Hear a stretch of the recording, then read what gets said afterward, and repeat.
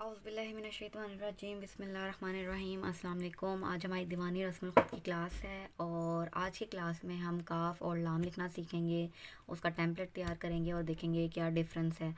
और बिना वक्त ज़ाया किए हम अपनी क्लास स्टार्ट करते हैं, ठीक है। तो आपको जिस तरह से बताया है कि कोई भी आपने हरूफ लिखना है तो उसको लिखने से पहले आपको टेम्पलेट तैयार करना पड़ता है। इसी तरह से हम काफ के लिए टेम्पलेट तैयार करते हैं। हम लगाएंगे 6 नकात, ठीक है। 6 नकात पे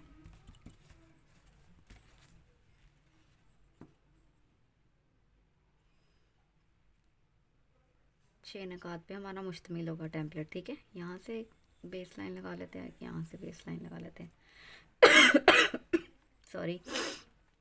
जिस तरह से आपको बताया गया है कि 4 जिस तरह से अलिफ होता है ना, सेम उसी तरह से हमारी काफ की शेप आएगी। सिर्फ थोड़ा सा डिफरेंस होगा, वो आपको बता दिया जाता है किस तरह से होगा, ठीक है।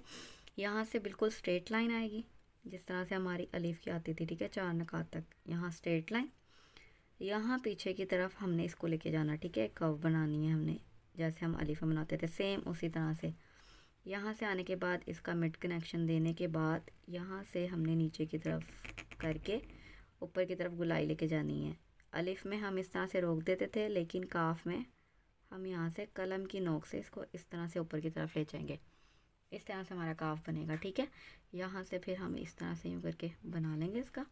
और काफ का जिस तरह से डंडा होगा वो इस तरह से बनेगा कि आपने यहाँ से एक इस तरह से लाइन लेके आनी है, ठीक है।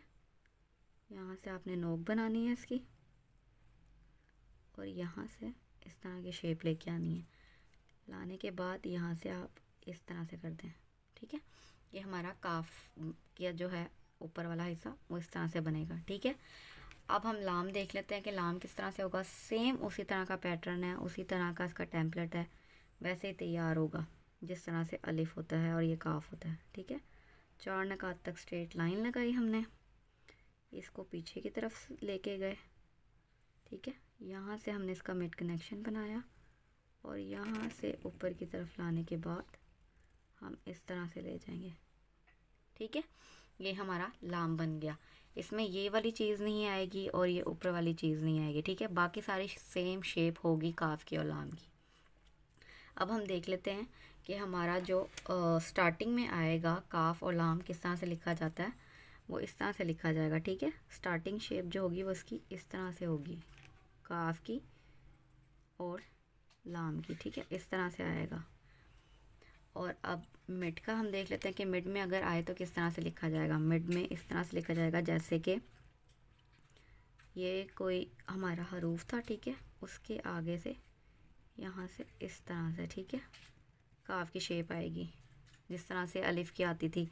और यहाँ से ऊपर से इस तरह से काफ का डंडा आ जाएगा, ठीक है। इस तरह से लाम की शेप भी इस तरह से जैसे ये बा है और ये ऊपर की तरफ उठ जाएगा, ठीक है। और इस तरह से नीचे की तरफ, ठीक है। ये लाम की होगी। अब देख लेते हैं कि एंड पे अगर हमारा आता है काफ या लाम तो वो किस तरह से लिखा जाएगा। अब यहाँ पे हमारे पास कोई हरूफ है, ठीक है। काफ जो होगा वो इस तरह से होगा जिस तरह से बा की शेप होती थी ना लास्ट में, उसी तरह से हमारी काफ की शेप होगी, ठीक है। इस तरह से लाने के बाद इसको